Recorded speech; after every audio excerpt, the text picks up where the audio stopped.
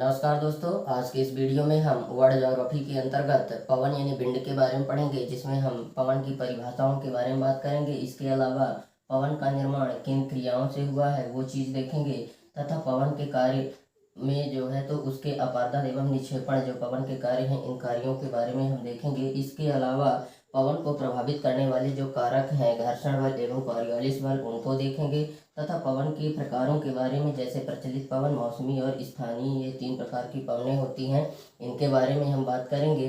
तथा अफ्रीका का देश के अंदर जो है तो स्थानीय पवन को किन किन नामों से जाना जाता है ये चीज़ देखेंगे।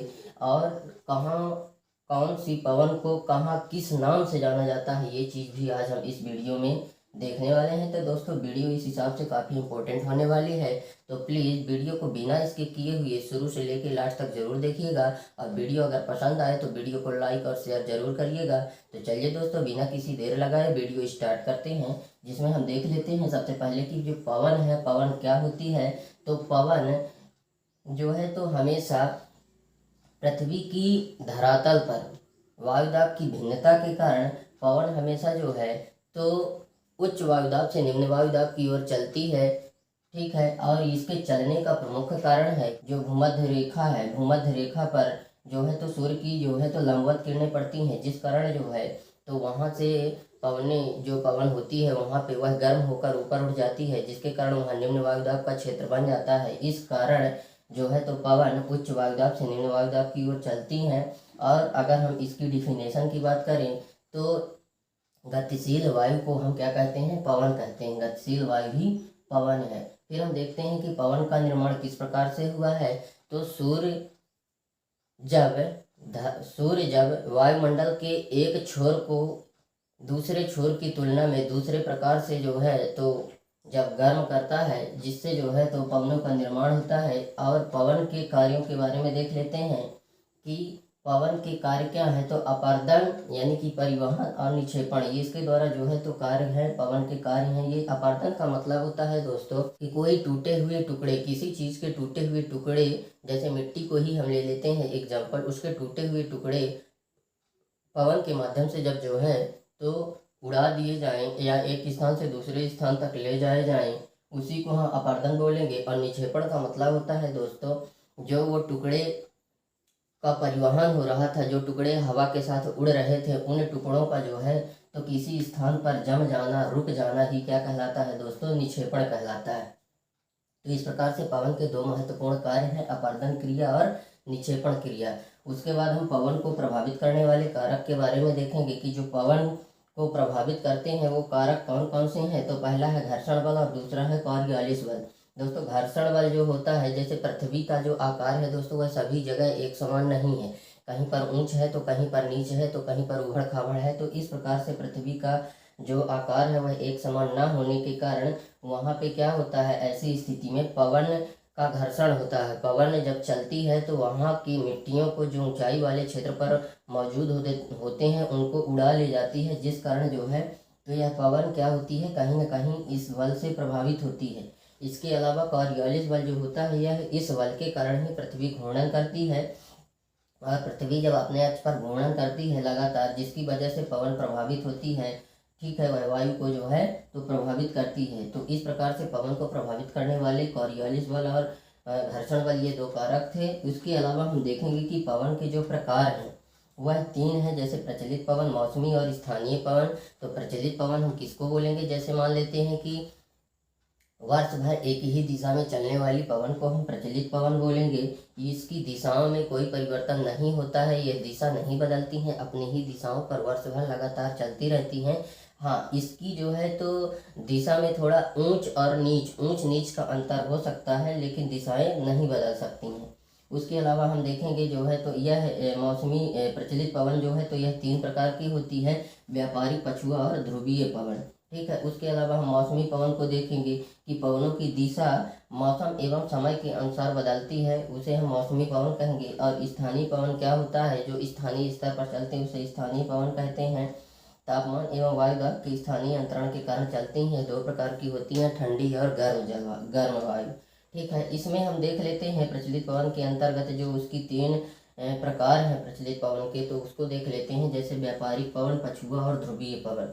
व्यापारिक पवन क्या होता है दोस्तों? तो यह व्यापारिक पवन जो होती है तो यह है उपोष्ण उच्च वायुदाब से, मतलब यहाँ से जो है तो भूमध्य रेखीय निम्न वायुदाब की ओर चलती हैं। क्यों चलती हैं? इसलिए क्योंकि जो भूमध्य रेखीय निम्न वायुदाब वाला जो क्षेत्र है तो सूर्य की किरणें यहाँ पड़ती हैं, जिसके कारण यहाँ पे उपस्थित जो वायु होती है भूमध्य रेखीय निम्न वायुदाब पर, वह वायु गर्म होकर ऊपर उठ जाती है, क्योंकि गर्म होने के बाद वायु हल्की हो जाती है।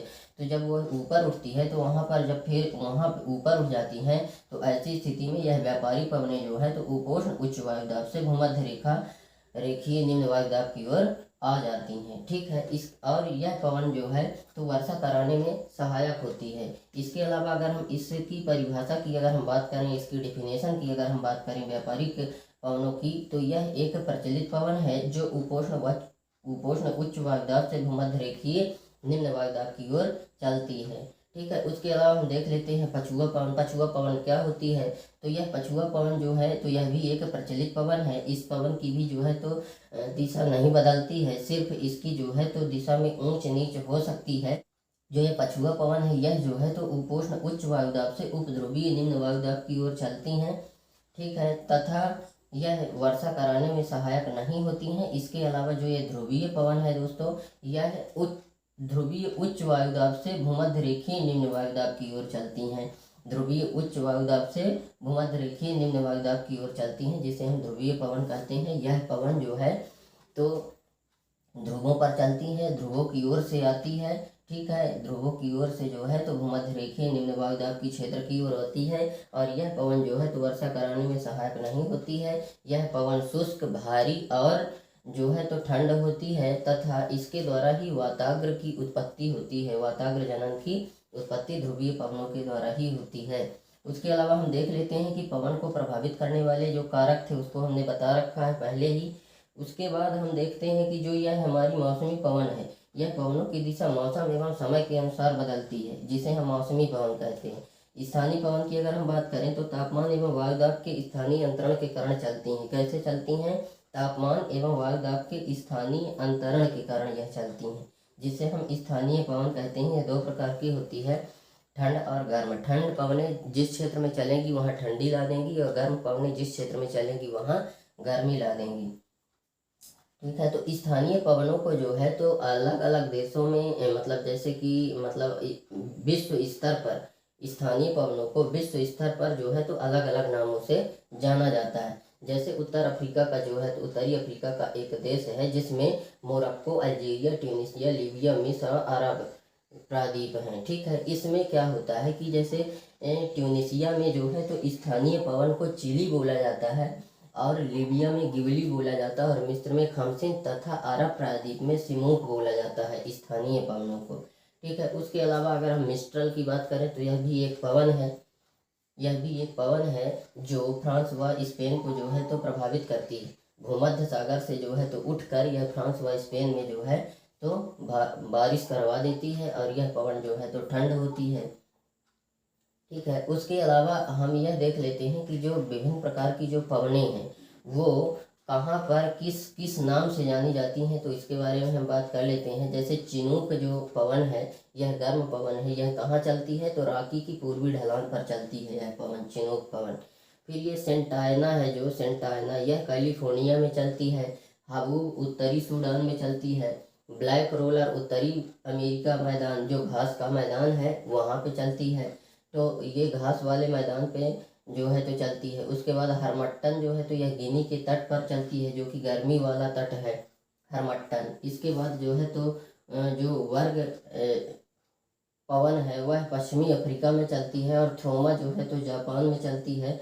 नॉर्वेस्टर उत्तरी न्यूजीलैंड में चलती है, और ब्रिकफील्डर ऑस्ट्रेलिया में। पोन्नत फ्रांस में चलती है। लेवांटर दक्षिण स्पेन में। पापागाओ जो है तो मैक्सिको तट में चलती है। यहाँ पे पोन्नत, लेवांटर, पापागाओ, बिजर्ड और दक्षिणी बस्टर ये जो है तो कैसी पवनें हैं? शीत प्रधान पवनें हैं, शीत वाली पवनें हैं। मतलब यहाँ पे जो है तो हमेशा ठंड पवनें हैं। ये बिजार्ड में कनाडा चलती है, और दक्षिण बस्टर में न्यू साउथ वेल्स यानी कि ऑस्ट्रेलिया में चलती है यह पवन। तो दोस्तों इस प्रकार से उम्मीद करते हैं कि हमारा यह वीडियो आपको पसंद आया होगा। तो प्लीज़ वीडियो अगर पसंद आया है तो वीडियो को लाइक और शेयर ज़रूर करें।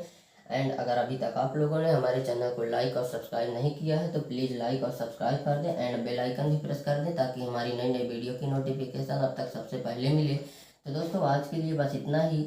मिलते हैं आप सभी से नेक्स्ट वीडियो में। जब तक के लिए जय हिंद।